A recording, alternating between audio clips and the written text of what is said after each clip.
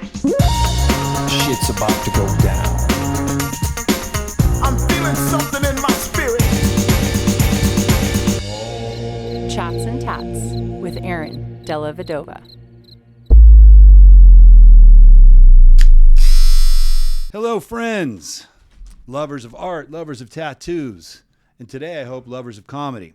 I got a little different twist on the show today. I got a man here in town who is a comedian, but he also has a lot of tattoos, and he's got an interesting story to tell, at least for me.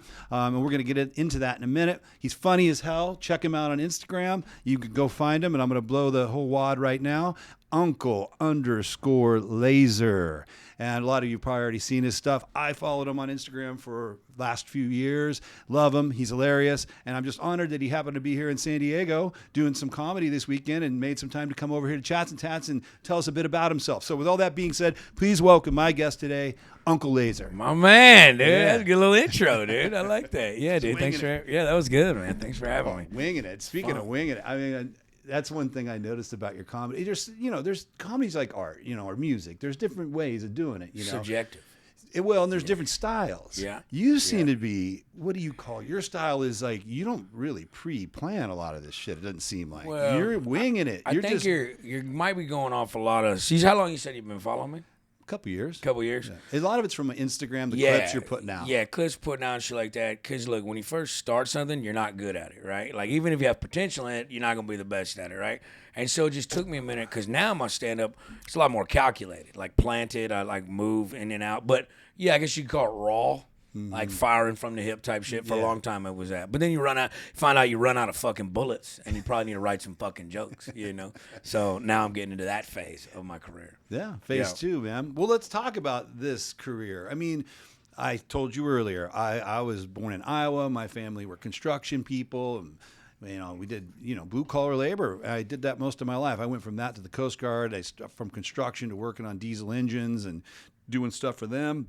And then when I got out, I had this creative part of me, and I know comedy is creativity as well. It's a different type of creativity, but I had this creativity in me, and I just had to get it out. And I didn't want to work in the regular world. 9 to 5 banker's hours, not for you. Not for me, man. Yeah. And I knew I needed to change. Anyway, this is 33 years ago. Tattooing, I kind of saw a spark happening over there, and I timed it just right because I got in the game, and man, the Renaissance happened, and tattoos have been on a rocket ship ever since. And I got that whole ride to where I sit today with these two shops and all these tattooers that work with me in the show. And so I was really lucky. I didn't know when I dove in and took that risk. I was prepared to be broke. My parents told me, oh, you're going to be a tattooer, so you're cool being broke your whole life. And I was like, yeah, actually I am. I'd rather be happy doing something I love than fucking maybe making more money and being miserable. So I took that risk. I took that leap, and it paid off. But that's my story. But there's a lot of similarities. So tell us about that. You're out there. 11 years working in the oil fields, everybody. So first off, to go back to your point with like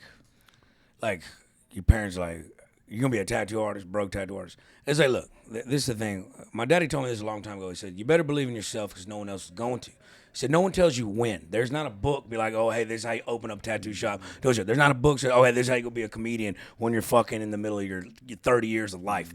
It's just like, yo, fortune favors the bold, and you jump. And, like, just because, like, it ain't been done don't mean it can't be done. A lot of people can't see potential. You see what I'm saying? So when I was in the oil field, I was good at what I did. When I quit my job, I was making $500,000 a year. No shit. Drilling wells in the ground. And I was goddamn good at it. I drill holes in every single mother this side of Mississippi, and I can drill a fucking hole in the ground. I was really good at it. I was a special driller. I was a directional driller for ConocoPhillips. And, I was running the whole crew. I was lead hand. And, I popped up on TikTok, and I got on Kill Tony. And the first time I did Kill Tony was the first time I ever did stand-up ever. And I just was kind of hooked. And then I was like 6 months in, and I was like, I can't half-ass comedy and my job. I got to pick one, because you can't half-ass two things. You got to whole-ass one. And so, fucking 2023, I was like, fuck it, I'll just quit this job, sold my house, had a little nest egg, burnt through that shit doing drugs. But that's a different story. But, when I had to tell my dad, who I respect a lot, I'm like, yo, I'm going to quit this job and be a comic. He's like, that's fucking retarded. You're making $500,000 a year. But my grandmama, before she died, she told me this, and I didn't understand it then, but I understand it now. Like, when you were like, yeah, if I got to be a broke tattoo artist, fuck it, I want to have fun, right? So, same thing. It's like, My grandma told me when she died, she's like, baby, I've been poor and I've been rich. I've had it both. She said, all money does is buy change and misery. It's the shit you leave behind, the memories that you make. It's your happiness matters. So I was like, fuck it. Let's just dive into it. And I've been doing it ever since. Well, kudos to you, Grandma. That was some good advice.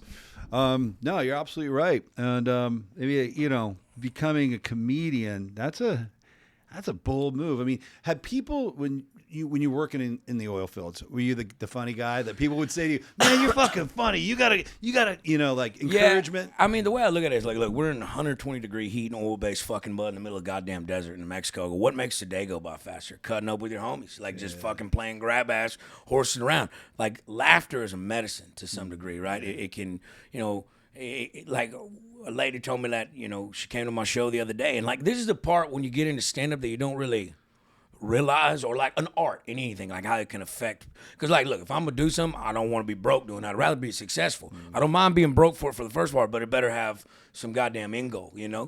And so, but the part that you don't really see, that still kind of shocks me to this day, is like the other night in New Mexico, in Albuquerque, there was a woman that came to my show, Sunday night show. And she got to the meet and greet, and she's like, yo, I drove 5 hours to be here, to see you. And I'm like, you drove fucking 5 hours to see my retarded ass? What's up? And she's like, yeah. I was like, well, are you staying or what are you doing? She's like, well, I got a daughter, because it was a Sunday show. She was like, I got to take my daughter to school in the morning. So I was like, you're driving 5 hours back? She's like, yeah. I said, so you drove 10 hours to see me? Wow. And she said, yeah. And I said, why'd you do that? She said, because my daddy has been laid up in the hospital with cancer for the past 6 months. He's been dying. We watch your videos on the internet. It's the last time I actually got to see him smile. Now, let me tell you something. When something like that happens like that, you don't go into this shit thinking that's what you're going to do. And so it's very, like, humbling. I don't even know what the word is. It's a weird, it just gives you that kind of like, this is bigger than me type shit. You know what I'm saying? I feel that 100%. Same story for me. Got into tattooing because I liked the punk rock kids I was hanging out with. I liked that scene. I wanted to be a part of it. I knew how to draw. I figured it was a good fit. It wasn't really all that serious in my mind. And then as the years went on, you get those clients where you do some piece for them and you touch them and they tell you that. And you can tell you've had this really positive impact on their life. And I'm exactly where you're at now. I look back and that's the goal. That's the gold. That's the good shit. Those moments are what would mean more to me than how great my portfolio is. Yeah, because money can't buy that. Right. You know what I'm talking about? And honestly, you said punk kid with that shirt on. That was the last thing I was thinking when you said fucking punk with that shirt. But great shirt nonetheless. Yeah, I've changed my style quite a bit. How old are you, if you don't mind me asking? I'll be 55 in 2 Dude, weeks. you look great. You're 55? I thought you were in your like late 40s. Oh, good for you, homie. You guys, you got to timestamp that one, okay? Yeah. Thank you. Well, shit, I don't know. But let me ask you something too, not to interrupt you, but like with the young, like the mentality of like running your own shit, doing your own thing, building your own dream, that shit keeps you young, keeps you sharp up here. Oh, yeah. You can't be a retard and just, I see people that work the same job for 40 years, wither away, retire for 3 years and die. No one, 100%. Everybody's trying to make a living, but nobody's living. They're forgetting the living part. Well, to what you first said, keeping young, you got to be using this noggin, and you got to be challenging it, and it's got to be stretched and moved. And if you got a job at Geico Insurance and you go in every day and this is what you do at the first hour, this is what you do. 15 years later, that fucking thing up there, it's atrophied. It's not functioning correctly. It's putty.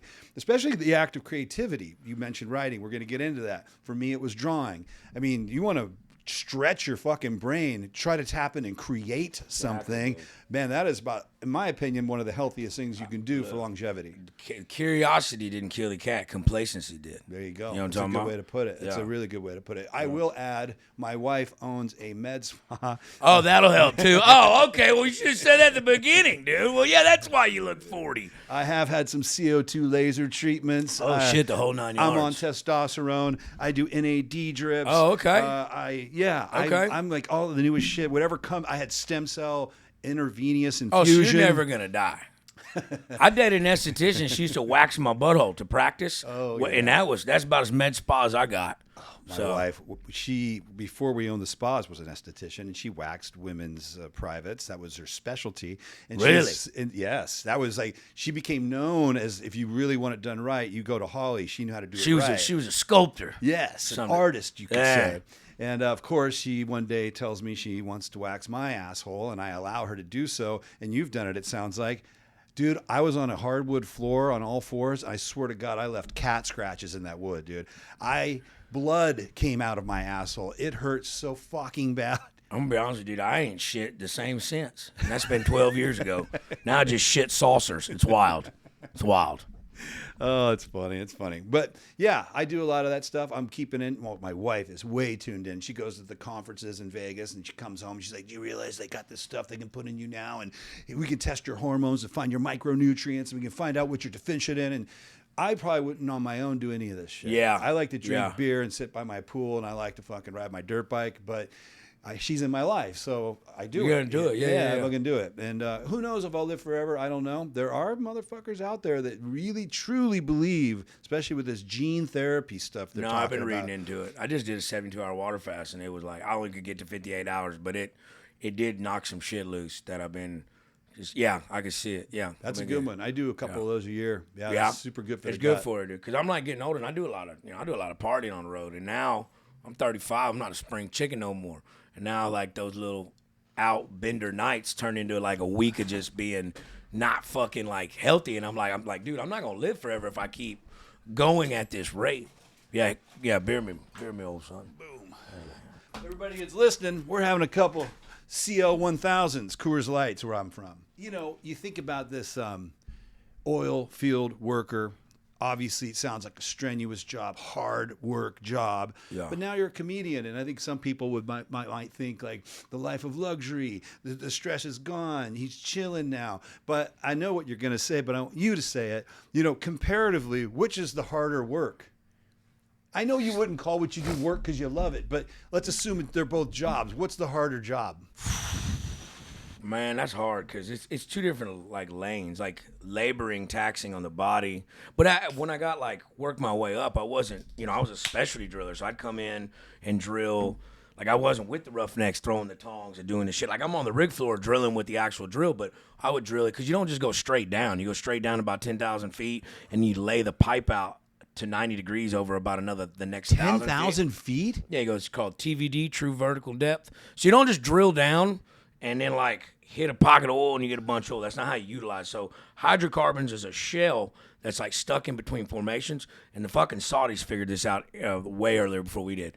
But you just go down to like, it depends on what target area. There's different shells in the earth. It's anywhere from like 8,700 to 11,500. They find you a zone and you got to land that zone. You got to bend this. So here's a kickoff point. So you're at 0, and then you got to bend it to 90 degrees over the course of like 1,000 foot. And you got to get there and you got to drill 2 miles and you got to keep it in like a 10, 15 foot zone. I'd steer that motherfucker. So when I got to that, I was like in a goddamn air conditioned. Well, yeah, unit, because like, and you got to be in there with joysticks. It was like playing a video game. And I got fucking great at it. I was faster than everybody. I was better. But like the build up to that was hard, and that's the same with comedy. Like now it's starting to make sense. Like quitting my job, I finally can say like wholeheartedly, like unbiased, being like, because, like, when you quit something, like, I'm making a fucking living. I got 3 houses. I'm like, I'm going to quit all of this, sell all this, so I can have a nest egg and just fucking divert into that fucking head first. Because all I know is trial by fire. It's the only way to learn. And so, comedy's hard in the beginning. It's just like, drilling was. But, like, now I've gotten to a point. But harder, probably taxing on the body, obviously, oil field. But mental stress and clarity, and which I think that takes a bigger toll on you. Because at least that, I'm working. The thing about the oil field is like, we couldn't leave. We lived on location. Closest convenience store is 2 hours. So you couldn't drink, couldn't do drugs out there, couldn't do shit out there. It's multi-minute operation. So every time you get off work, you go to the little weight room, lift, you eat right. It's like prison, but with windows, and they pay you good. And so like, I like that aspect of it. The comedy part, the mental strain, worrying about ticket sales, and like I'm like thrust into comedy and with the Kill Tony shit, instead of bombing in front of like 12 people at a coffee shop as a new comic does, I'm bombing in front of 200 people at a pristine show. You know what I'm saying? So that was mentally taxing. Like fucking it fucked my psyche up there for a minute. But it's like anything, if you want to be good at it, you're gonna have to fall down because you got to know what it's like to get back up. I agree. Yeah, I'm just thinking about the pressures of what it might feel like to be an up-and-coming comic, right? Because there's, correct me if I'm wrong, but there is this, especially now where you're transitioning more into like long format stand-up, where like you can't just, what I see on Instagram, where you're just, riffing for 30 seconds and boom, it's done. Now it's like, oh, I got to write some jokes. I got to come. And then once you've done those jokes, you need new ones. So there's got to be this continuous pressure of creative output. So it's funny you say that because like right now, I just filmed a 30-minute special with Gas Digital, the guys that run Skankfest and stuff. And they're putting out in August. And these are jokes I've been running for 2-3 years. I've got them honed down. I like them, but it's like 30 minutes. So now I'm giving 30 minutes away of my show. Because see, the thing, I grew up playing music. Like I play harmonica. I grew up around like art and shit like that. But in music, guys that come to the show or girls that come to the show to see the band, they want to hear the hits. They want to hear the songs they know. In comedy, once you tell a fucking joke, it's scrapped, right? You got to shelve it. Some people be like, oh, yeah, tell that joke. But for the most part, and like this is the first time in my career I'm shuffling in from, I've got to, by August, I have to have another complete 30 minutes wrote. Right. That's stressful as fuck because comfortability suggests that like when you're in there, you're doing new shit, it's gonna be awkward, but you gotta force yourself to do it to find the funny. So like in music, you can practice in front of the fucking mirror or you can practice with your band. I can practice that joke 1,000,000 times in that fucking mirror, but until I get on stage, I won't know exactly where the funny's at. I'll know where the punchline is in the setup, but like there's little things, nuances, flow state that you get and you have to get it's all repetition. But in that repetition, you're gonna eat a dick. You're gonna eat a dick. You're gonna eat it until you fucking hone it and you're like, got it. That shit sucks. That's hard. Yeah, you called it bombing. That's something I truly respect and admire comedians. Like I think they're some of the smartest, raddest, greatest gifts to mankind there is out there, and I truly mean that. I'm not just trying to kiss ass. Like, yeah. I look at that and I see the fucking courage that it takes to be that vulnerable, to try to be funny, but maybe not be funny, and to have maybe somebody out there that's fucking with you when maybe you're not as experienced enough. Now, not only are you trying to struggle through this set, you got this guy fucking with you over here. All this stuff is so admirable. But to me, it means like you got to be wired a little bit different. You must have a lot of self-love. I think you've got to have a lot of self-love to take that kind of heat. Like to bomb a set, and I'm sure it happens to every comedian on some level, to some degree, at some point. Yeah. And to walk out of that room and be able to go home, shake it off, be okay with it, fucking forget about it, and move forward, takes a certain type of character. Yeah, you trust the process, right? Like, yeah, it's just going to suck, but it's going to callous over. And then that skin's not going to be so fair and soft anymore. And in that, you'll find the tools what you need. It's like, and people, like, stand-up isn't that hard in the sense of, like, look, all you're doing is you're in the fucking garage with your homies, 6 o'clock in the morning, fucking cutting up, having a good time, and on a bender. That's all stand-up is. But now, the guys that you're going on a bender with in the audience, you don't fucking know. So now but if you equate it, and I remember in San Diego in February, this is when there's moments in my career that I write down where I'm like, some snap, some pop. Because in San Diego last February, like a year ago February, like I remember figuring out that meet me in the A-gap joke on stage in the middle of doing it. I've been running. I was supposed to do Kill Tony when I got back, and I found it. And I go, that's what it is. All I'm trying to do when I'm on stage is pick up a chick at a bar. That's all I'm trying to do. As soon as I just used it as like that stool and that mic, it's a pedestal. I put it on too much of a pedestal. They're people, man. Mm-hmm. They eat, they shit, they sleep, and they come. They're just like you and I. Mm-hmm. If you mean to tell me I can't get up there and just ease the tension of the room by just being my natural self, now you have to write and get up like, get your fucking jokes, pop, pop, pop, pop. But when you get like, when you progress in comedy, the bombs, you still bomb. Anybody that says they don't bomb, they're fucking stupid. That's not a real thing. Tiger Woods, best golfer in the world, he can just go, hey, I'm going to quit putting. You got to practice. You got to bomb new material. That's how it works, okay? But, like, you learn how to not take that road rash in bombing so hard. And, like, I do a lot of shit with my physical attributes, like on my mannerisms, my face and shit, because silence is fucking awkward, okay? Mm. But you can garner more laughs with rhythm, pacing, and like physical attributes that like help mitigate the awkward silence. Because at the end of the day, all I got to do is pick up this chick at the bar. And if you look at it like that, it's like, yo, some are going to like me, some aren't going to like me. She might have a fat friend that wants to cock block. She might have an ex-boyfriend that wants to stalk. All I got to do is be cooler than the other side of the pillow. And when you learn that, you can run your material based off that kind of self-confidence, and it helps not, but you can't be delusional. I've had motherfuckers come off stage at my shows and be like, I was like, how was it? And I'm out there watching them eat a fat fucking dick, and they come off and they go, oh no, they were great. They love me. If you're fucking delusional, you'll never grow. You gotta be honest with you gotta be your own worst critic. Anytime I put anything out on the internet, like skit-wise, I look at it and I look at it as if like if I did not know me, if I was not me or I wasn't a friend of mine, would I stop in the middle of a doom scroll and watch this? That's how you should approach shit. So many parallels to what I do as a tattoo artist. Same thing. Early years, bombing, going home, feeling like shit about it. Yeah, but you got to put something on someone's skin. It's so you it's fuck a that different up. time. Oh God, I didn't even think about that. Oh, dude, you fuck somebody's like Pokemon up, and you're like, well, that's a Digimon or whatever. You know, like I don't even fucking. Wow, that's different. I just tell this shit to these people; they'll never remember again. Yeah. That shit walks around with them for life, homie. Yeah. And Wow. I learned at a time, 33 years ago, the people that taught me, it was a different world back then, and there were some good teachers out there. I didn't meet any of them. I had 3 apprenticeships, and these motherfuckers this is how they taught. They were like, here's the machine, here's the fucking this is how you do it. You good? All right, get to work. Make me fucking money. So, we do apprentices here. That's a 2-year process. By the time they're really tattooing people, and not only that, when they first do their first tattoos, we got 2 tattooers with them. So it's to mitigate like really fucking bad mistakes. And we can get them from ground zero up into good tattooing with very few like garbage along the way.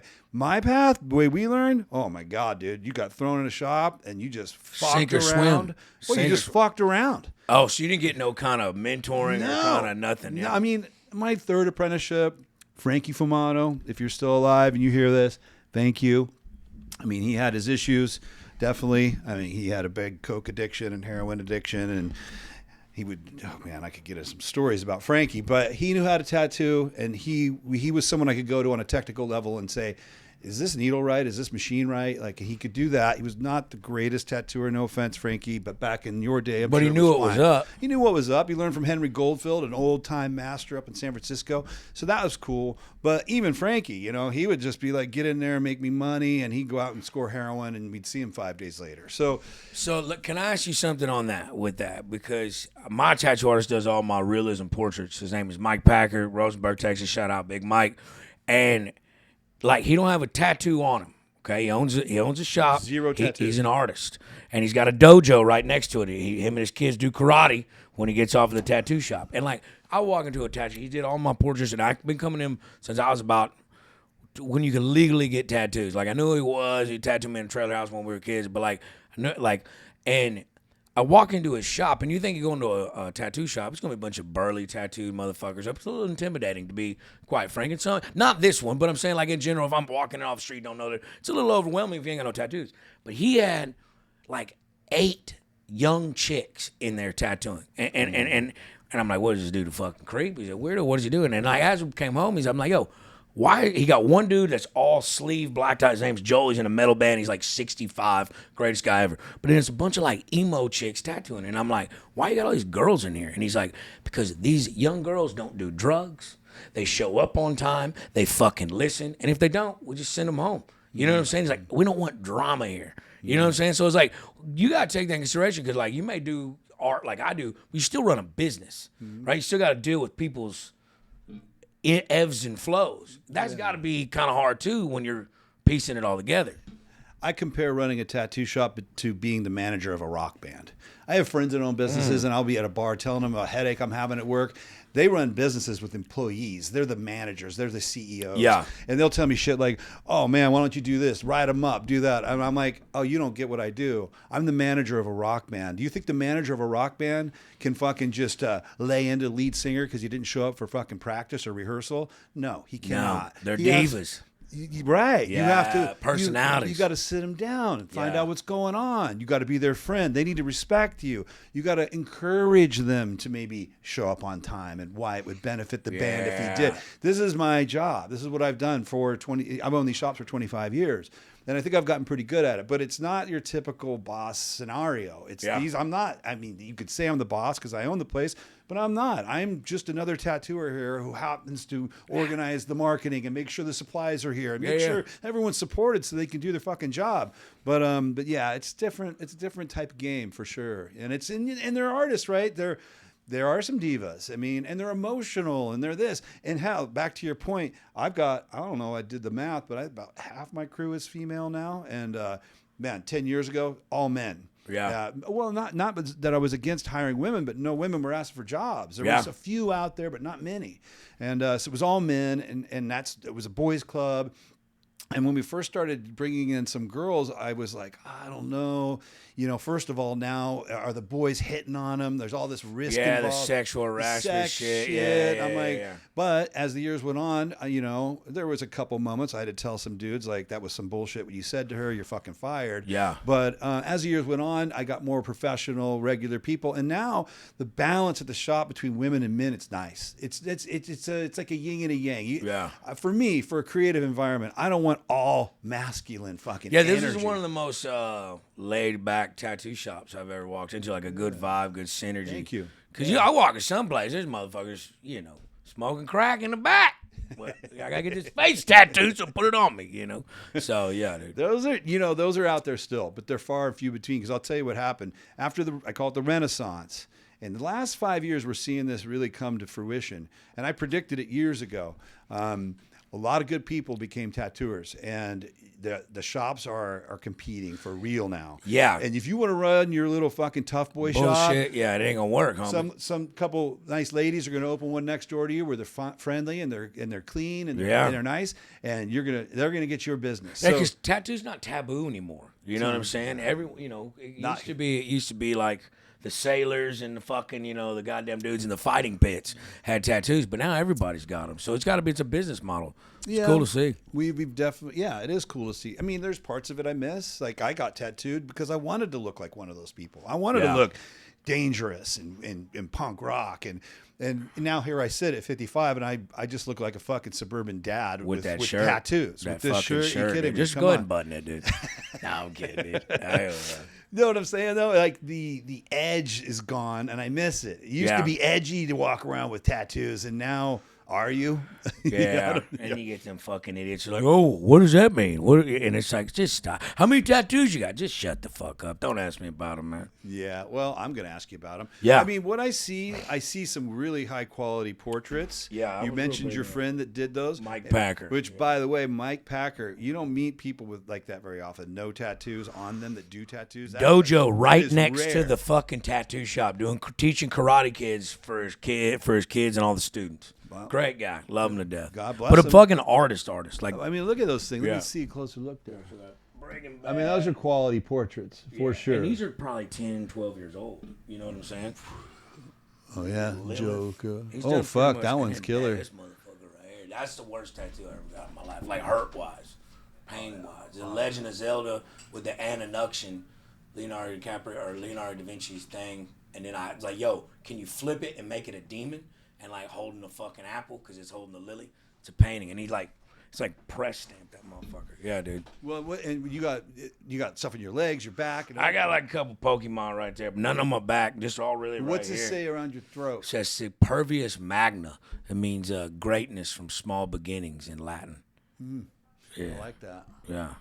Did you get that before or after you became a comedian? When I started. Right. Just because I was like, look, if we're going to get it. But, I mean, y'all apply that in everything in life. Like, you grow up poor, you grow up. Like, some of the best people in life are people who, like, grew up kind of ugly, became good looking, and people who didn't have no money that got money. That's a good. Because, like, when you're without, it makes you build fucking character. And you have integrity and shit. So it's just like, you know, I see a lot of people. I don't ever get jealous of nobody just because it's like, I'll be there. I'll just do it my own way. Right. You know what I'm saying?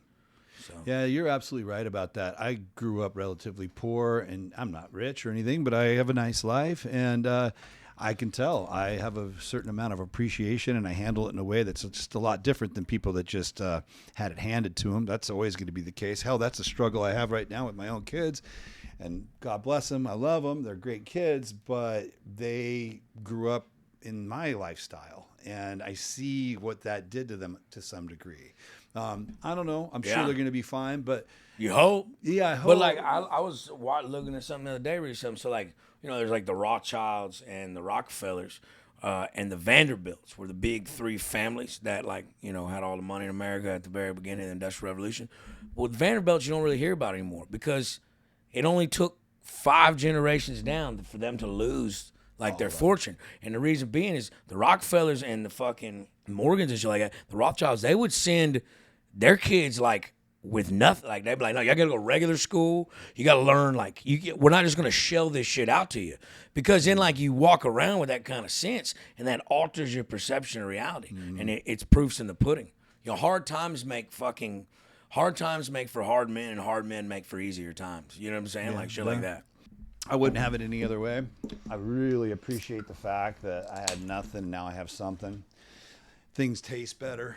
If I go on a vacation, I'm filled with a lot more joy. I'm just like, I can't believe I can afford to be here right now. This is fucking pretty cool. It's a cool feeling. It's a cool feeling. And if I had had that my whole life as a kid, I'd probably be bored at the hotel, you know, blasé, bitching about the fucking, their club sandwich. I've had better club sandwiches, you know, that kind of shit. $1,700 for a club sandwich. Like, why doesn't it taste like, you know, I get it, dude. I fucking get it.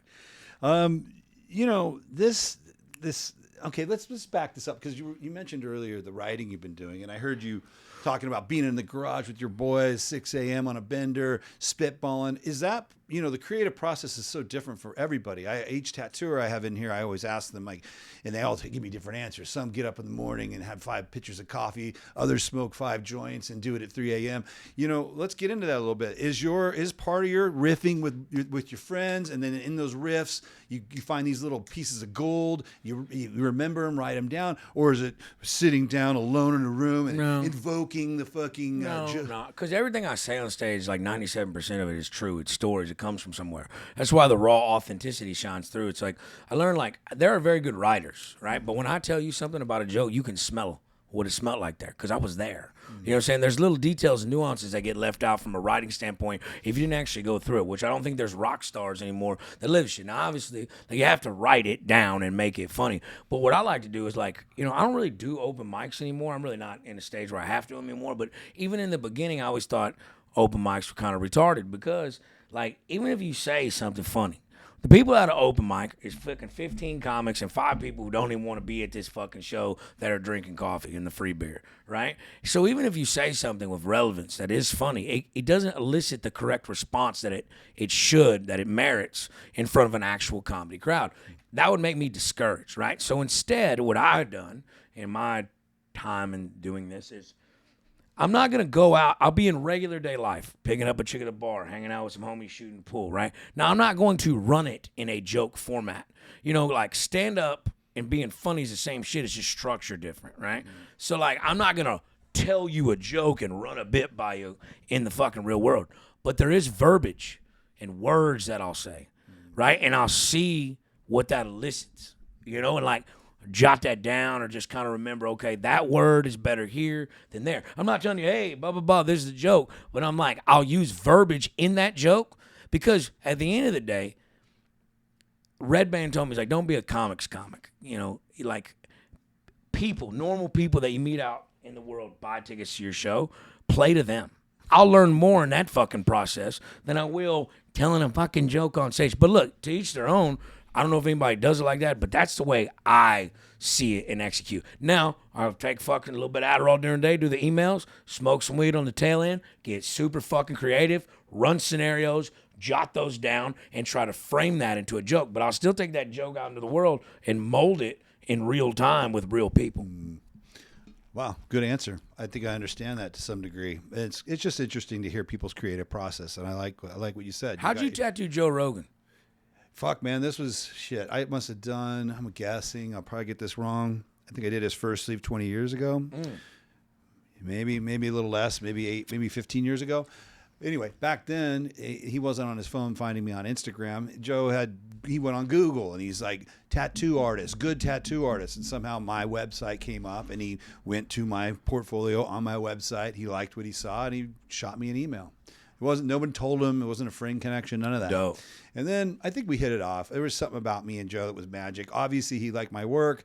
I started drawing for him. He liked the way I created. He enjoyed that. But me and him as people, he's still a good friend. Every time I see him, we connect and have a good time. And that's a big part of why you go back to a tattoo artist as well. It's not just, are they giving you the tattoo you want, but I don't know. Most people want to know that like I'm their buddy, you know, like I'm the guy that's sitting in a room with you for 5 fucking hours once a month. I mean, those sleeves are 40-hour sleeves. Yeah. Me and Joe have sat alone for 80 hours with nothing but bullshitting with each other. Yeah. So you better hope that person's kind of someone you want to be friends with. Yeah, someone you want to get beer with for sure.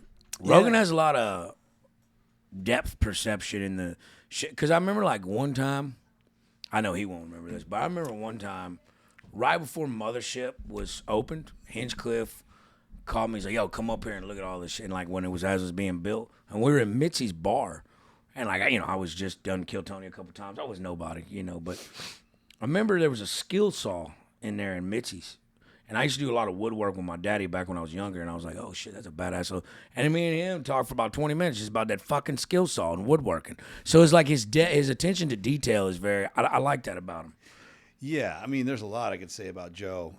He's one of the smartest people I've ever met, for sure. I mean, he just has not only a curiosity for life, but he really takes the time to fucking... He's a sponge. Totally. He's a sponge. He soaks everything up. I mean, I also learned through Joe, like I had the bad habit back then, I think, to be...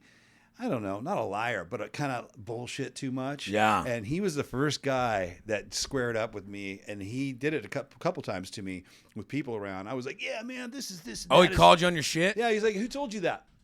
And I was like, well, he's like, so basically, you know what the fuck you're talking about, Aaron. Like, do you even know if that's true? I'm like, well, not really. I just kind of heard it from somebody told him. And, that was those moments where, and I saw the way he operated. Redban was doing the show that was the beginning of the Rogan experience. So Redban would be in the room and he'd have his laptop and they were filming conversations happening during the tattoo.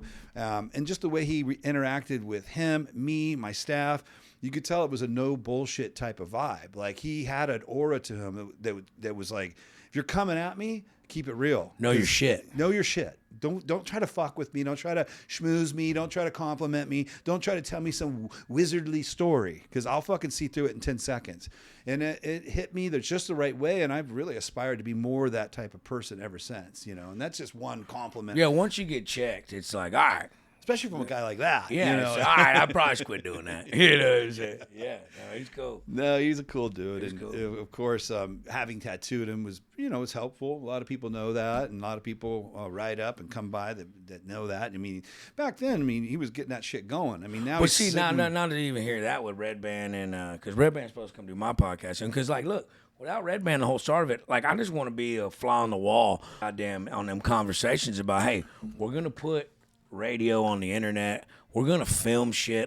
That was the new age of what is now today with the social media boom. Because now you got to do comedy completely different. Used to, dude, 10 years, you'd have to sit in a comedy store hoping one day HBO goes, hey, we're going to give you a special. Mm-hmm. And now, if you're not posting clips fucking twice a month, 3 times a month, you get left behind. The relevancy of how it changes, shifts. But Redban and Rogan were they were the infancy stage of that. I mean, pretty much. Yeah. I mean, if you could really honestly say they were the conception or inception of all that shit going down, which is fucking wild to think. And dude, if COVID don't happen and Rogan don't fucking move to Austin and I don't date that witch and that band introduced me to Tony, if none of that happens, I never want to be a stand-up comic. I never dreamed of that.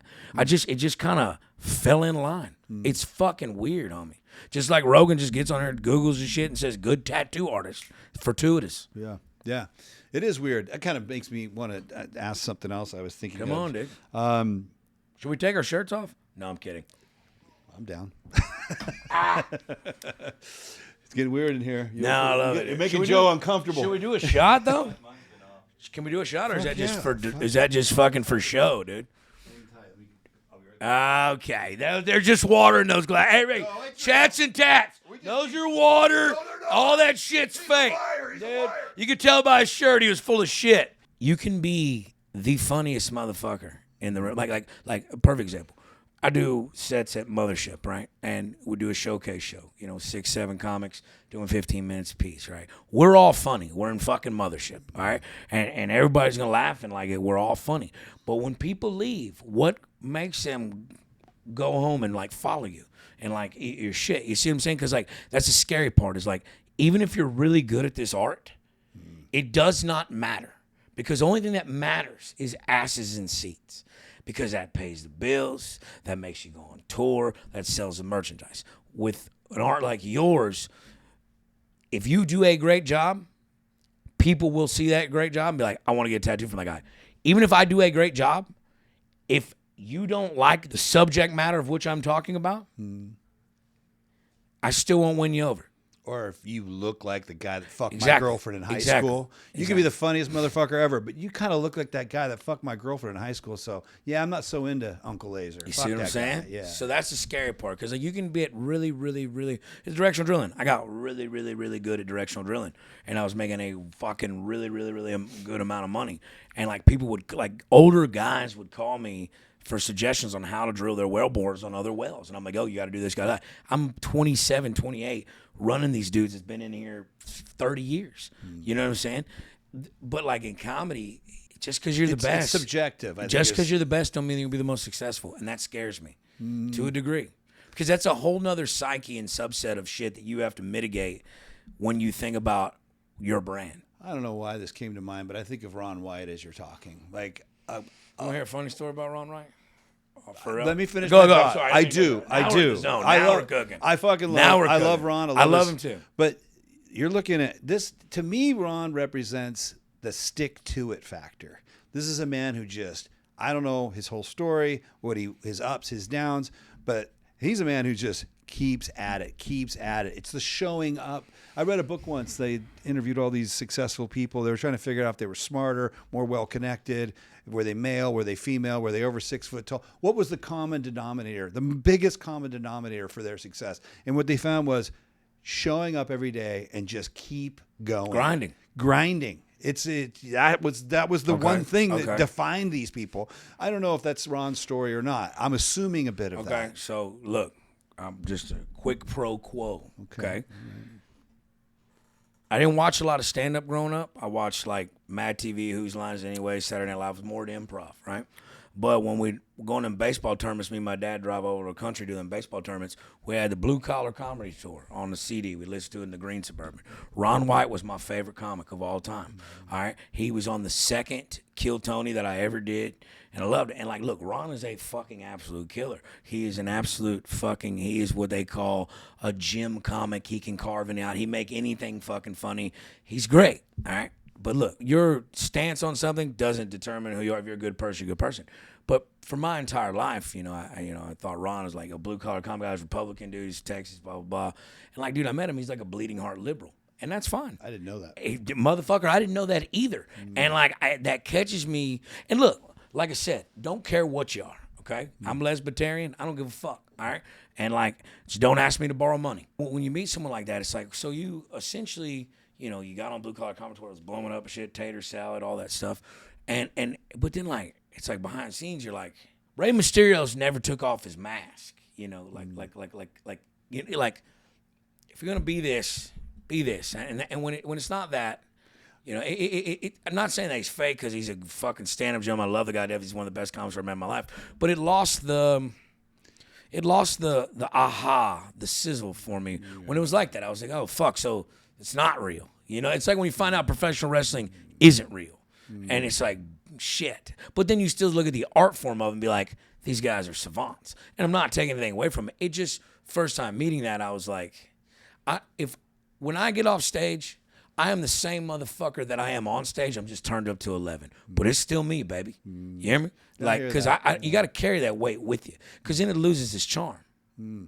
That's interesting. First of all, I didn't know that, and I get what you're saying there. Like, his type of humor. I love him. He's a great comic. Like, I'm not trying to talk shit. I don't want that to be presented like Ron White is one of the best comics I've ever seen live in person. He's one of the nicest fellas I've ever met. I just thought his political stance on what he played on. I just thought, hey, but where you get, it don't matter how you get there, motherfucker. Just get there, okay? And I don't knock nobody. I just, as a child, watching him. You know, and that was like my favorite comic, and then met him as an adult. And I talk to him this day, I still love him, shit like that. He's still one of my fucking influences. I just didn't see that coming.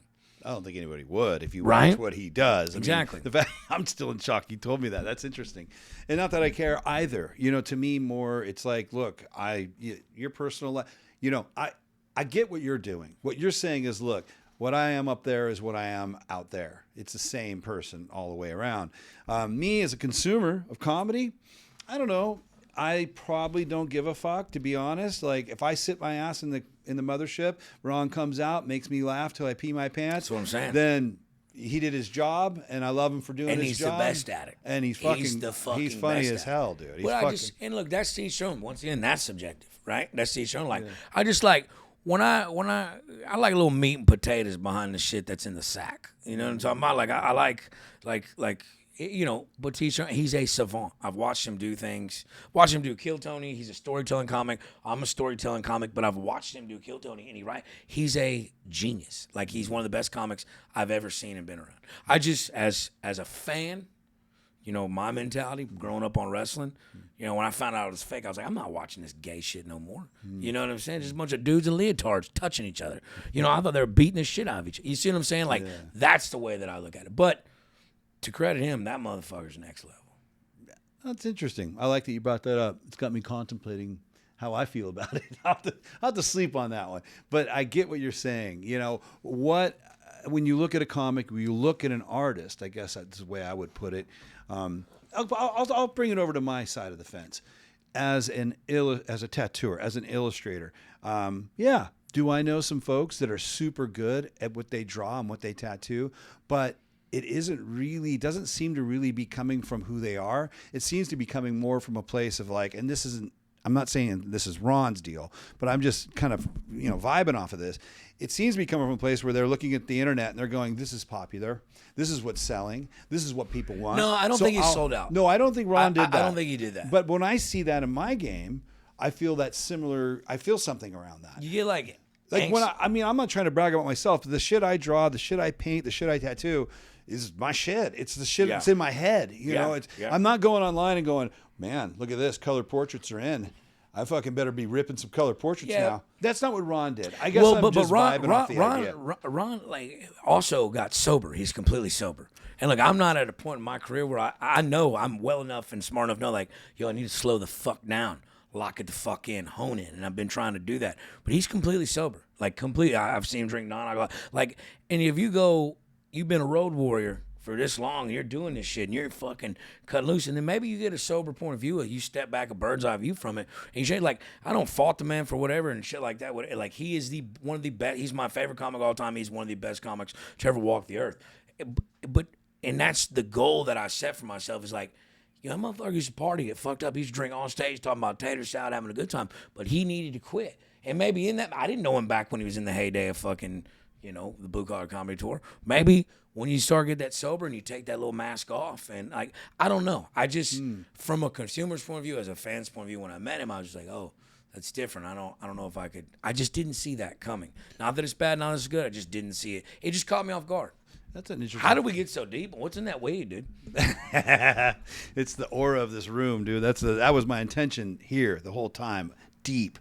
It's easy to stay up here on the surface a lot of life, and I think the world. I personally, I want deep shit. I don't have time for small talk. I want to hear what the fuck's really going on with people. So I'm glad we're getting deep. And on that note, with this idea of sobriety, how many rock bands do we love and know?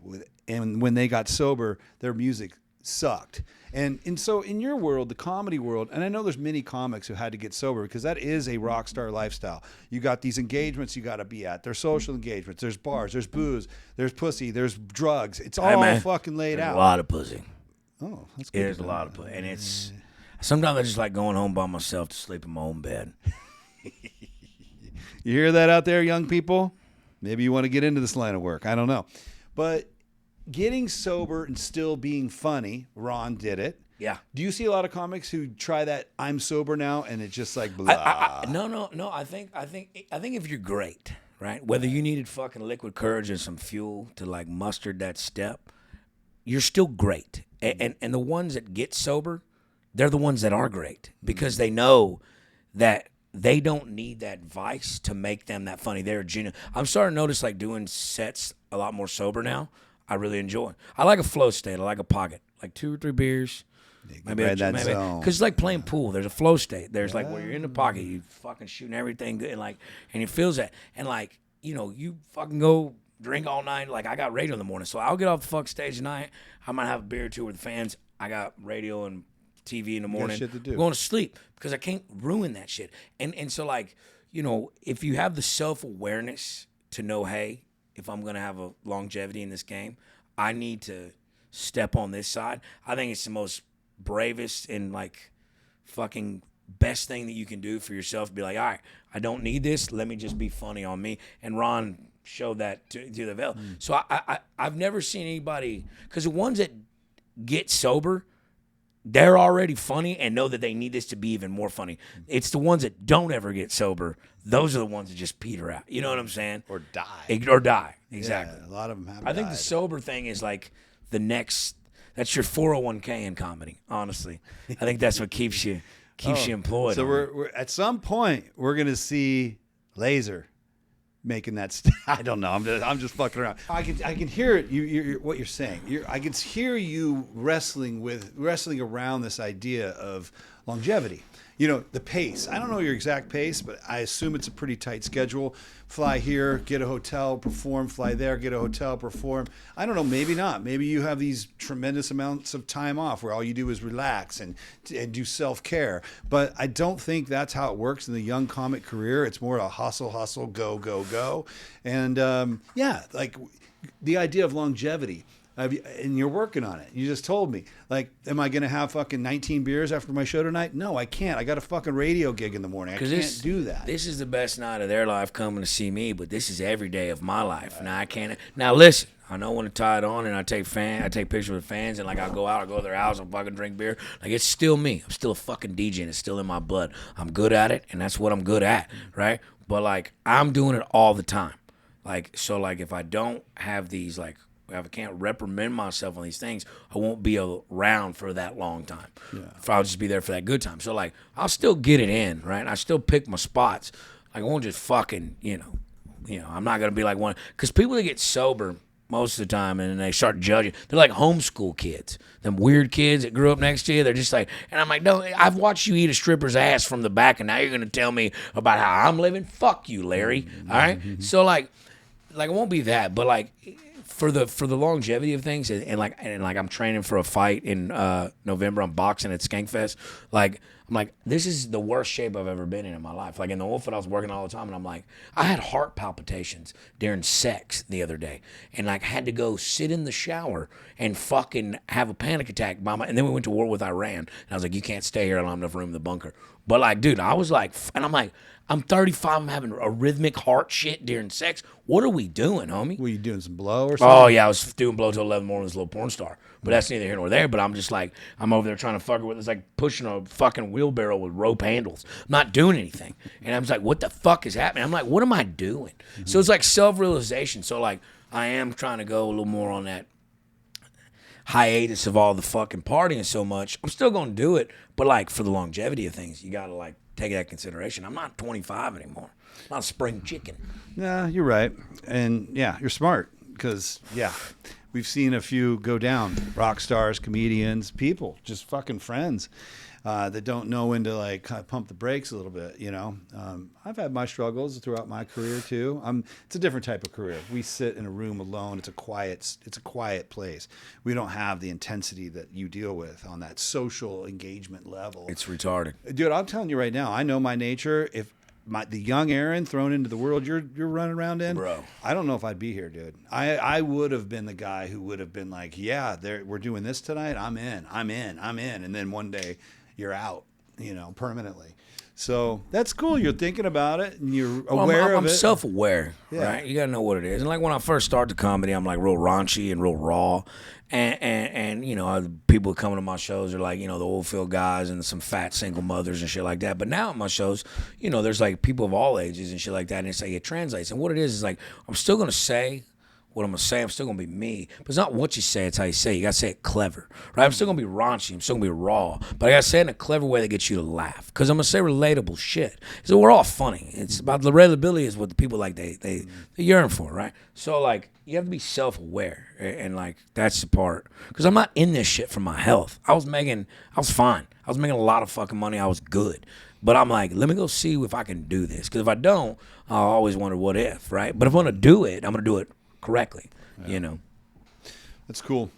Should we kiss or for good luck or what's happening, guys? Are you feeling it? I was thinking hand jobs. I don't know. It's getting pretty cool. No, I'm kidding.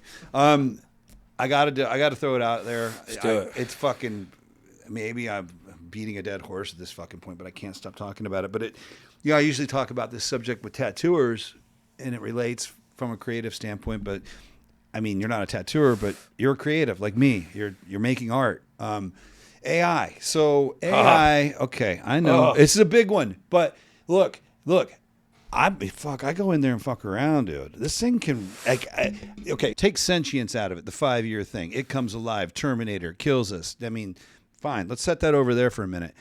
Between now and then, the ability for just 2 or 3 people to use AI to build a fucking germ that can be aerosol sprayed over all of New York City is becoming way easier to do. Yeah. This thing will fucking probably, if you broke the codes and you could unjam them, they have these walls in there where if you start asking how to make a bomb or something, it tells you right away. But you can take that shit down. So now you take all that shit down and you start saying to it, hey, what's a novel germ that would kill a lot of people? Oh, it's this. Mix these things together. What's a novel way to like deliver that aerosol over a large? Yeah, but I bet they have fail safes at the NSA because they're listening to our phone calls, listening to our shit. They're spying on us. I bet they have fail safes built in. I'm not so worried about the individual terrorist attack putting the air spray. I'm worried about the higher ups that will utilize this. I mean, because look, fucking Bill Gates is already tinkering with them fucking ticks. All right, there's ticks now. These Lone Star red ticks. All right, we've had ticks my entire life in Texas, but now these fucking ticks bite you. You get that glossophiliosis where you become deathly fucking sick to red meat. Like you get deathly sick.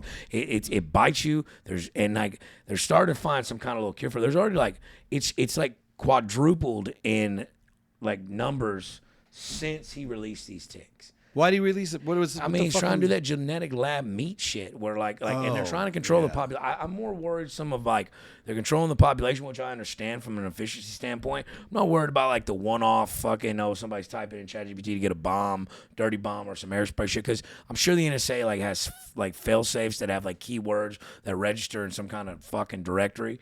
But it's like we're creating something that is smarter than us. Not yet. But it's not far from it. 2030, I think it's there. And if we give it the ability to move, walk, talk, interact, why wouldn't it? From an efficiency standpoint, from a mathematical standpoint, it's going to see us as a virus. And is the person in charge going to be able to control all that, or does it just go complete fucking Skynet is live type shit? That's what's what do you think? What do you think is going to happen then? Because look, you're 30. What'd you say? 35. Okay. So let's assume you don't overdose on cocaine in the next 5 years or 10 years. 50-50. Hard ask. You're going to be I'm 55 and I'll probably, I'm probably going to have kids.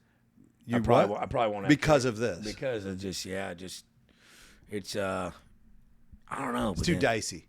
But then I'm scared Islam's going to get us. So fuck, maybe we should have kids. I don't know, dude. I don't know what's going to get me first. Fast cars, women, or Islam. I don't know. But do you have a spiritual belief? You Christian or something, or I used to be agnostic? I used to be religious. Homeschool kids across the tracks I used to hang out with when I was a kid.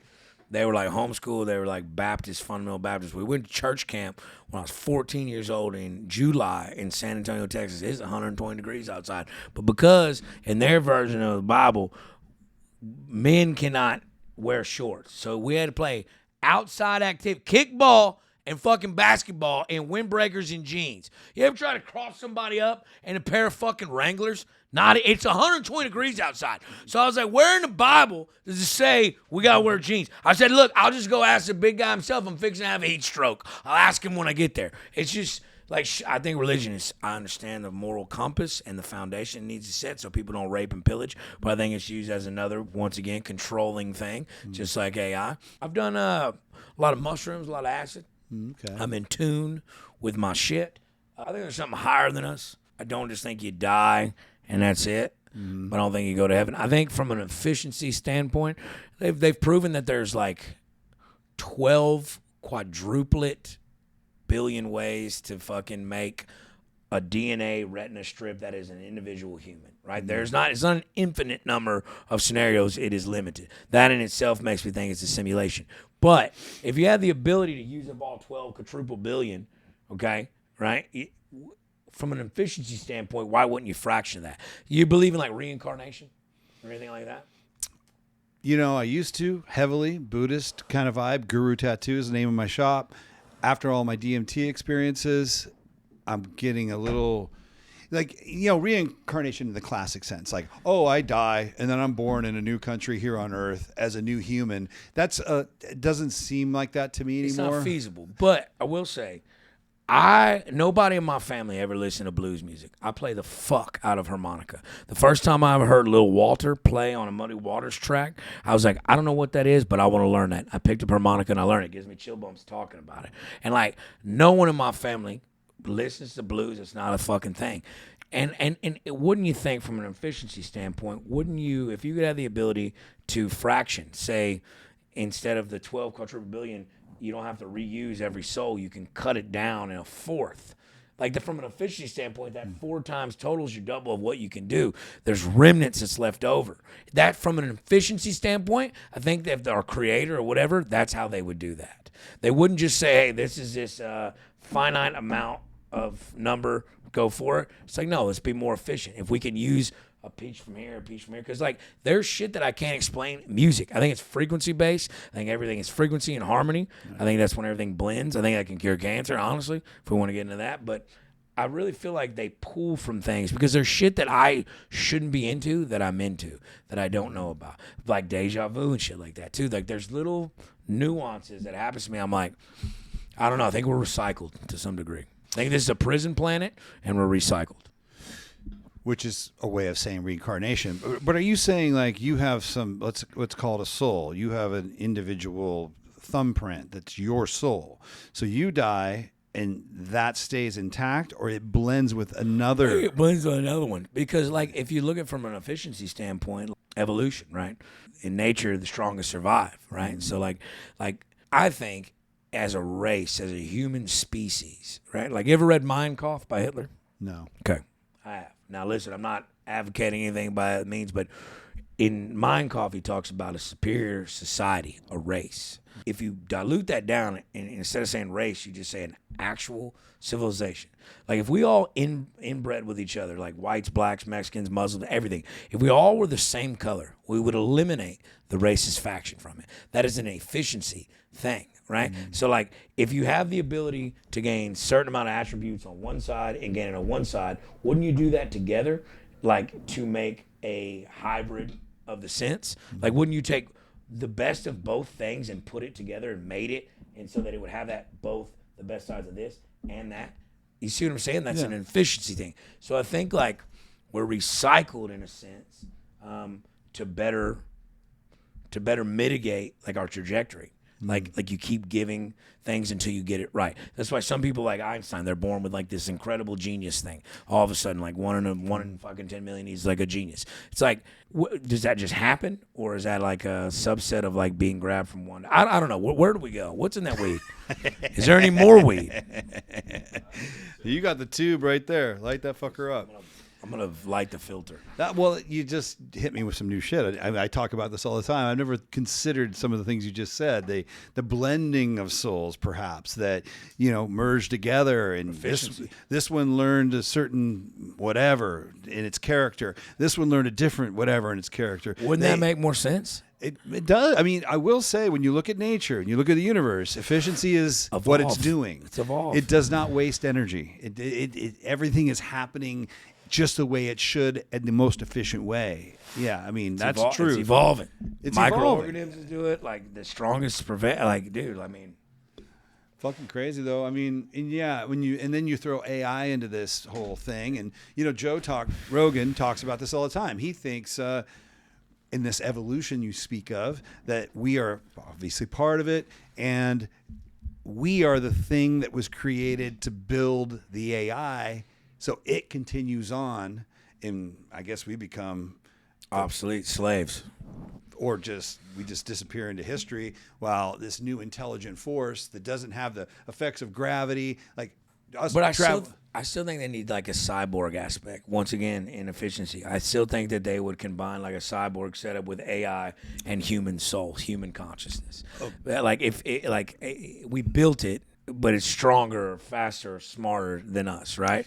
I was listening to a dude recently, and forgive me, I don't remember the name. It doesn't really matter, but very smart guy, some PhD, some philosopher, and he said, the person interviewing said, well, okay, let's assume this thing does become sentient and it could do all these bad things to us. How do we deal with that? And he said, merge. And he made a good point. He said, dude, it's like anything in life. If the thing that might hurt you is coming your way, then you fucking make friends and you become part of it. You learn its techniques. And they're already doing this, right? The idea of having a little chip, or probably not even a chip, it's probably some little, even more advanced than a chip. You put it in a baby when it's born. Instead of you picking up your phone and looking up information on Google, you simply think it, and boom, you have access. So you're moving as fast as it now. Yeah. It's part of you. Yet you're still organic. You're still a physical human that can bleed. But you got the attributes of it and the attributes of there. you. And that's why, if you look at that in another test of time, like when you look through back through the Renaissance era, like there would be royal families ruling France, Francia, and fucking the Ottoman Empire. They would merge houses by fucking taking a daughter and a son and merge together. That's the same ideology of blending two things together. You're making alliances, but you're also combining DNA that's from different gene pools. Yeah, basically. but now we're just doing it on a more technology advanced level. We're like the robots or the AI and the shit we create. It's smart, yes, but it has no soul. It's still an emptiness, void. So what if we could do that as like humans, like being like, all right, what if I can take all these fucking things from this motherfucker and just put my consciousness into him? Now I can't die. I think it's something like that. I don't know. Obviously, you've been in this 3 years. You've evolved a lot in that short time. Tell me about that. You started off a certain way. It was whatever you say it is. And what is different now from then in that 3 year time? You just get better at what you're doing. I mean, it's like if you're gonna do something, and you get addicted to shit. Like when I was in directional drilling, like I want to be better than everybody. That's like a competitive thing. Like that, I learned that from sports. But like in music or art or whatever, comedy, you can you don't have to be the best. You just have to be the most relatable. So you find like your own voice. Like Hinchcliffe told me the first time I ever did his show, which was the first time I ever did stand up. He's like, look, man, you're a dog shit comic. You're terrible, but you're new. You're gonna be like that for a while. He goes, but you have this thing, this it thing that comics take 15 years to find because you have your voice. So you'll find authenticity. Oh yeah, it's just like you're you. No one. Redban was like, yo, Lazer, you could just say something, and the way you said it is funny. You know what I'm saying? And so like, but you got to hone that in. You can only potential only beats talent if it works hard. Because when talent works hard, it don't matter how much potential you had. You just didn't have. Like, you got to be God-given to some degree or, like, learn it and shaped it. But, like, you can work and get better. But if you're working and getting better and you already have that, like, little it thing, it can be next level. But back to my point. So you're leaning into that is what you're saying. You haven't made any huge directional shifts in the way you deliver comedy. I'm still me. I'm just smarter with it. Like I'm more witty. Like I could tell like I was saying earlier, you could tell in like the crowds that come to my shows now. It was just like old field DJing worker dudes that would come and like some fat single mothers. But now it's like, women my age, women younger. Like, if you're going to be the best or the biggest or whatever, you got to capture both sides. So, like, when dudes go on stage and they say, like, women aren't funny, like, and they start talking, they start shitting on women. Like, look, I shit on women. I dated some witches, but I love women, all right? So it's like a tig and a tag. It plays on it, right? But like some guys go over there and just like shit on women. I'm like, yo, what are you doing? I was like, you just alienated 50% of the fucking crowd. 50% of your fucking audience. I said, like, Michael Jordan has the best quote ever. He says, I don't get into politics because Republicans buy sneakers too. In my mind, there is no world where comedy's politically correct. The idea around the Joker, the Joker, it's an old fucking Tony Hinchcliffe archetype, right? Yeah. And the idea was to make fun of everything, no matter how crass or how inappropriate it might be. That is comedy. So it was funny to watch the woke movement attack comedy, and maybe it's still happening, but I think it's lightened up a little bit since Trump got elected. And I'm not saying I'm here to, boost the horn of Trump. I'm just saying it seemed to chill out a little bit, but it really broke my heart to see people doing that. I mean, the idea is you sit down at a comedy show, the person talking isn't personally trying to offend anyone. Well, there's probably a line, I'm sure, but there's where is that line? There's two different sides of that coin. Like again, it all breaks down. It's not what you say, it's how you say it, right? Like I'm gonna shit on everybody, blacks, white, Mexicans, everybody, right? I'm gonna shit on myself too. Like some of them comics get up there and they get this self-entitlement that they can just say whatever the fuck they want because his stage makes them higher than everybody. It's like, nah, man, he's still kind of being a little racist asshole. So I understand some of the liberals' point of view on some of that. I do. But at the same time, you got to be able to dictate, like, what is and what ain't, right? You can tell, in human interaction, you can tell if someone's being disingenuous. Off jump. You can feel it. It's like, I'm going to say fuck shit, but, like, listen. You know what I'm saying? Like, listen to what I'm saying. Because I'm not saying this way to offend nobody. I'm just going to make fun of this fucking shit because it's stupid. All right? Anyone can do anything they want as long as it doesn't hurt. As long as it don't impede on someone else's doing. Exactly. It's our right as human beings. It's straight up simple, man. You want to be a trans person living next door and do whatever you do. You close your door at night, have your fun. I got tons of trans friends. I don't give a fuck. They invited me to a drag brunch, and I thought it was NASCAR and fucking mimosas, and it's a bunch of fucking dudes in bikinis. But I went. I had some fucking. I got ready to risk it all on a girl named Peter. Fuck it. You hear me? But like, dude, it's like. Just be nice. But my granddaddy said, be somebody that somebody wants to be stuck in an elevator with, because nobody wants to be stuck in an elevator with a fucking asshole. It's a weird thing to want others to be like you. Isn't that a strange thought? And that's kind of what I see behind a lot of these movements. It's like people are saying, I'm like this, you should be like this too. And if you're not like this, my religion, my beliefs, I've got a problem with you. Meanwhile, what is the actual problem?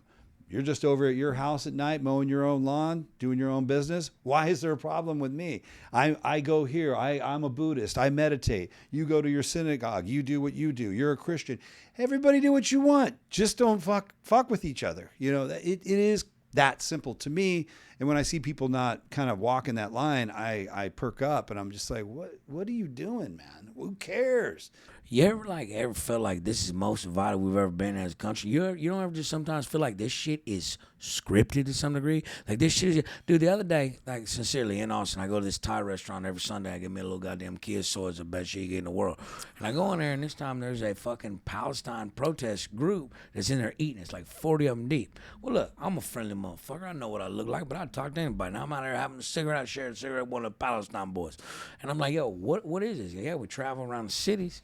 And we do, and they're all driving Subarus and got backpacks and shit. I go, y'all got jobs? They go, no. I go, who pays for this? They go, we got donors, we got sponsors.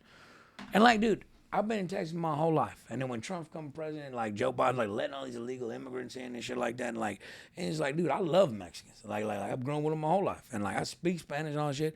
And it's like, all this shit feels like it's deliberately being scripted that way in the media, deliberately done. It feels orchestrated to a very high level degree. And it's just like, I don't remember ever in a time in history when we were this confused on who the fuck, is it the Jews, is it the Muslims, is it the Mexicans, is it the Democrats, is it the Republicans? Well, we don't know who we're but we just know we hate shit. We're so goddamn pigeons in a box, we have no idea what we're doing. And everyone's fucking dumb.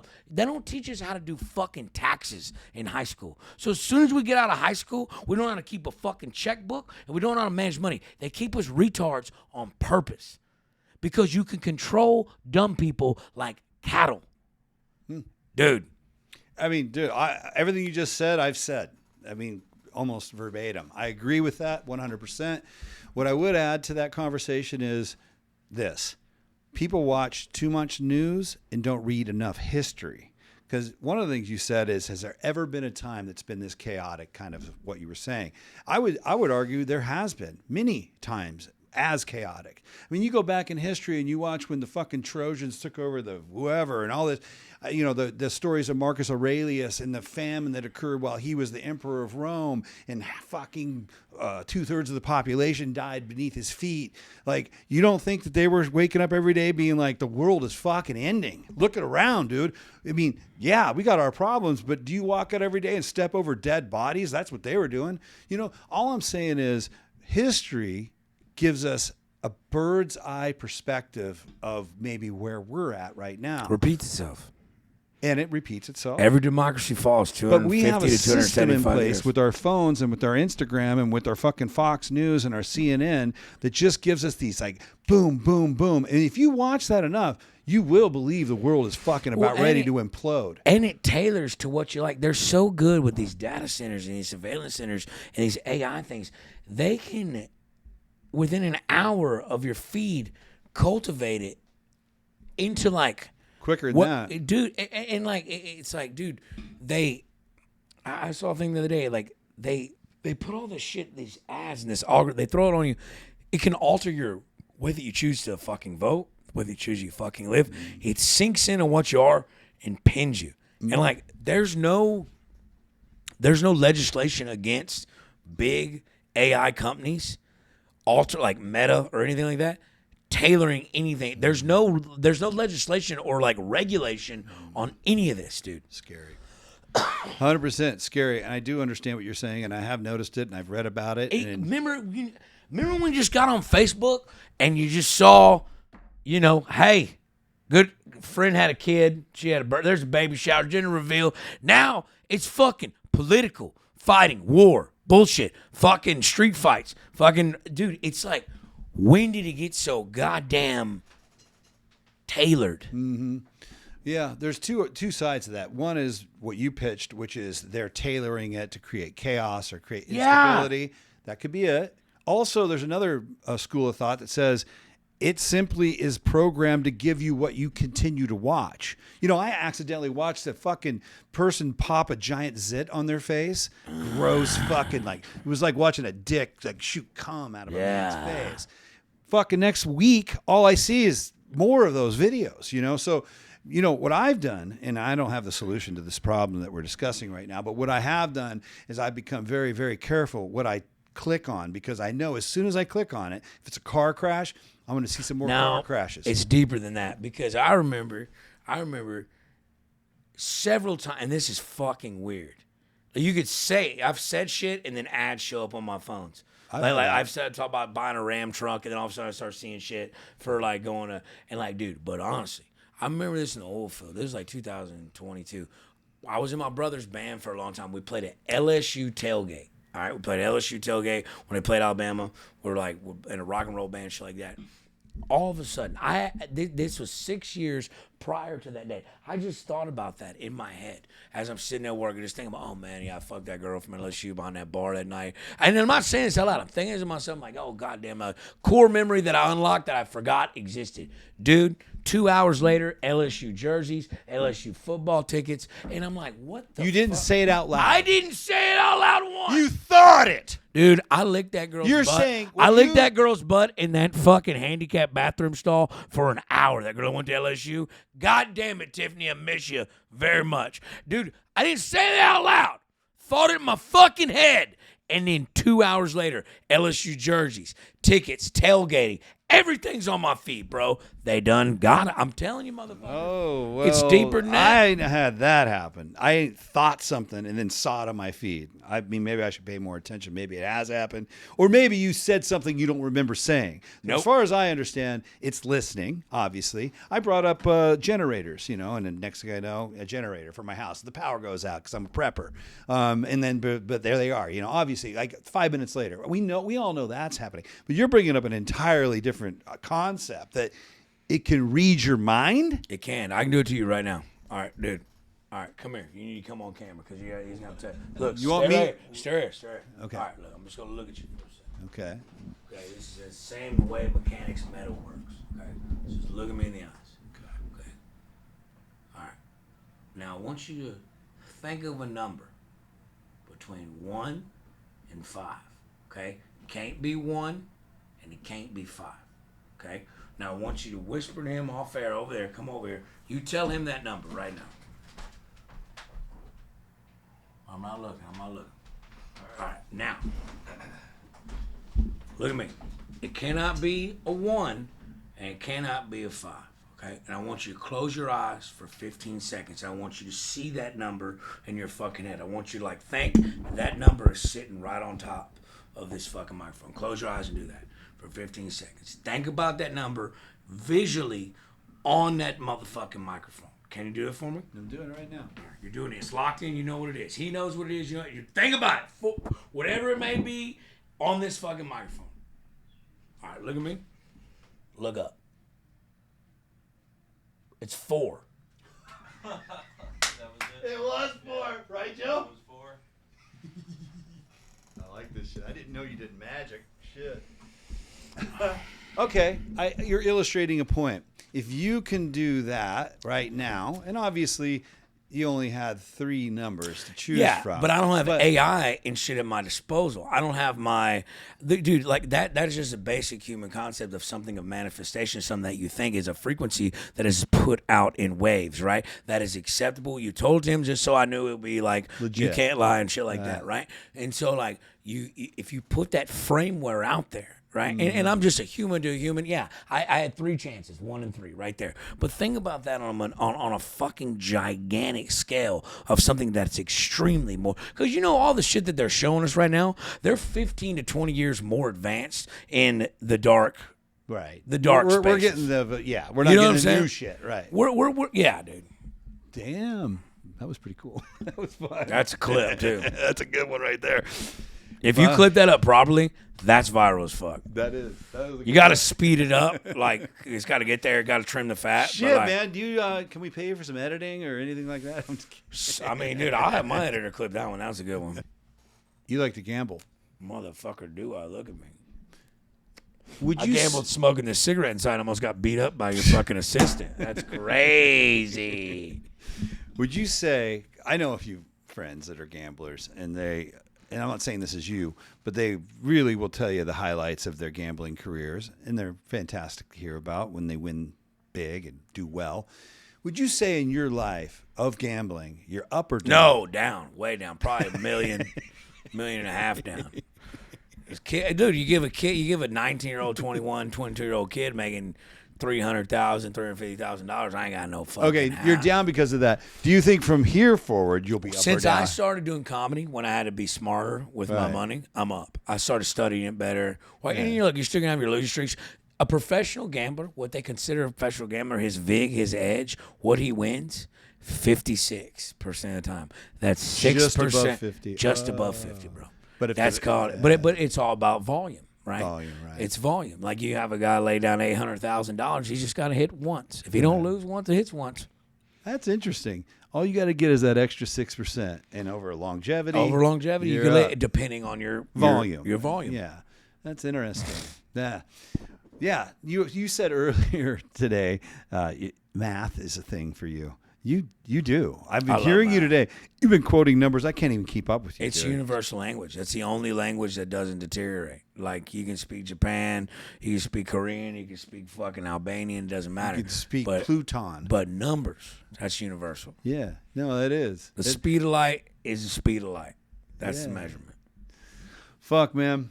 I'm going to end it right there. Yeah, let's do it. It has been a fucking pleasure hanging with you. Yeah. I will be there Friday night. We will hang more.